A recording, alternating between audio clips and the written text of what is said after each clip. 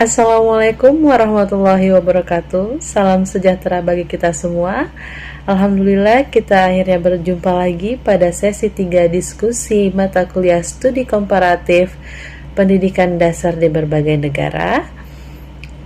Pada diskusi 3 kali ini kita akan membahas tentang topik pendidikan formal dan informal dalam pendidikan dasar. Adapun perbedaan antara pendidikan formal dan informal jika ditinjau dari segi definisinya, pendidikan formal merupakan proses terstruktur dan berjenjang pada lembaga resmi, sedangkan pendidikan informal merupakan proses alami di dalam lingkungan keluarga, masyarakat, atau kegiatan non-lembaga lainnya. Jika dilihat dari penyelenggaranya, pendidikan formal merupakan sekolah lembaga pemerintah atau swasta yang terakreditasi, sedangkan pendidikan informal merupakan pendidikan yang berasal dari keluarga, komunitas, organisasi sosial, lembaga kursus, maupun media digital. Jika dilihat dari tujuan utamanya, pendidikan formal merupakan pendidikan dengan penguasaan kompetensi akademik dan karakter sesuai dengan kurikulum nasional, sedangkan pendidikan informal merupakan pendidikan dengan penguatan nilai, life skill, karakter, dan pengalaman praktis sehari-hari. Pendidikan formal dan informal ini memiliki manfaat dan tantangannya masing-masing.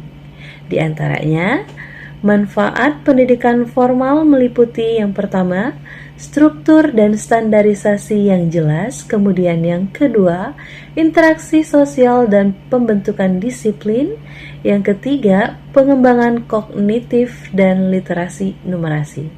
Sedangkan pendidikan formal ini mengalami tantangan yang meliputi yang pertama adalah pendekatan pembelajaran yang kurang kontekstual, lalu yang kedua, kurangnya diferensiasi dan inklusivitas.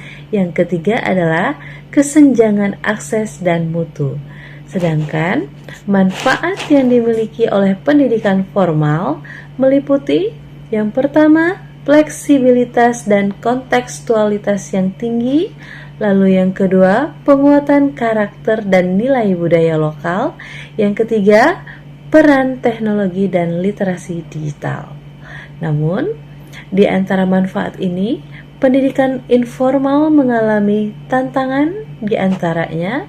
Yang pertama, ketergantungan terhadap peran keluarga. Yang kedua, kurangnya pengakuan formal. Dan yang ketiga, tidak terstandar dan tidak terukur. Sebagai seorang guru, berikut disampaikan strategi integrasi pendidikan informal ke dalam kurikulum formal. Adapun strateginya, kita dapat melakukan kegiatan yang pertama, pembelajaran kontekstual berbasis kehidupan sehari-hari yang dimasukkan ke dalam kurikulum formal. Yang kedua, pembelajaran berbasis project atau project based learning yang menggali nilai budaya. Yang ketiga, kita melakukan kolaborasi antara sekolah dan keluarga. Yang keempat, penguatan nilai karakter melalui aktivitas sosial sekolah. Dan yang terakhir, kita dapat melakukan kegiatan dalam memanfaatkan lingkungan dan komunitas sebagai sumber belajar. Terkait konteks kesenjangan akses pada pendidikan formal, langkah-langkah yang dapat dilakukan guru meliputi yang pertama, kita sebagai guru dapat mengintegrasikan pendidikan informal ke dalam kegiatan belajar. Kemudian, selanjutnya kita dapat memanfaatkan sumber daya lokal dan teknologi secara terbuka. Yang ketiga, kita berinovasi dan merefleksikan praktik dari pemanfaatan sumber daya lokal dan teknologi terbuka tadi. Lalu yang terakhir, kita dapat membangun jejaring sosial pada pendidikan berbasis komunitas. pendekatan yang dapat dilakukan oleh guru agar pendidikan informal ini dapat memberikan kontribusi yang positif bagi perkembangan siswa kita dapat melakukan berbagai cara di antaranya.